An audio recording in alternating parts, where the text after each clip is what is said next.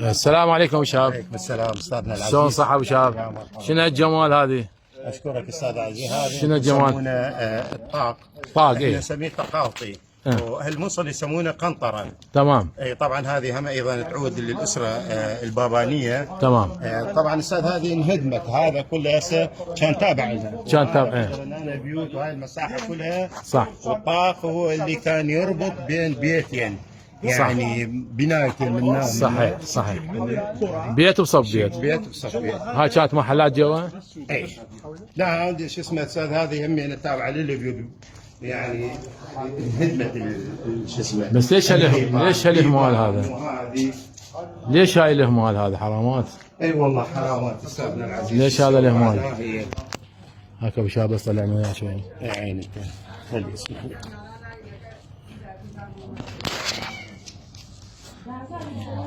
طابق ثاني فوق. اي طابق ثاني. انا مسوي له استاذ يعني كمصغر وكامل القياس. نعم استاذ، هذا كانت موجوده لحد هذه، بس لكن هي انتهت مع الاسف يعني من نتيجه الاهمال، ونطالب به ان شاء الله بل كتعادوها. هذا مواد الاوليه ظاهر خليط يعني من حجر وصخر وطين. نعم الحجر طبعا وجس الكوره. هي هنا كانت الكفري كانت بها مقالع كثيره بهذه المواد.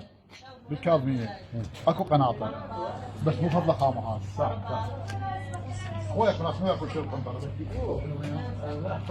الصور زينة. هذا مو قناطر.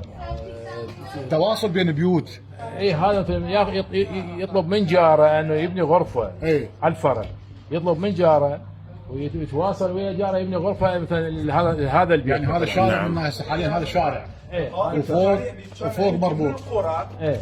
بالصبح يجيبون وياه المحصولات الزراعيه للسوق القيصريه. صحيح. فمن يمرون كان الكفري عباره عن بها 4 ابواب.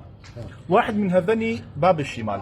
فيمرون على هذه القنطره اللي اسم البابانيه، سوت هذه القنطره لتسهيل مرور القوافل. بلي تكرمون قبل كانوا يجون استاذ تاريخ المكان 1800 وتقريبا 70 ل 75. 1870 او 75. هاي تغلق ليلا. لا ما كان تغلق. ليش؟ لان كان اكو باب اخر موجود هناك. اكو باب بس على حركه مال السكان من اخراج العماليه. 4 ابواب. هناك واحد من باب الشمال كانوا فلا علامات. يلا استاذ صلاح. يلا يعني. والله هذا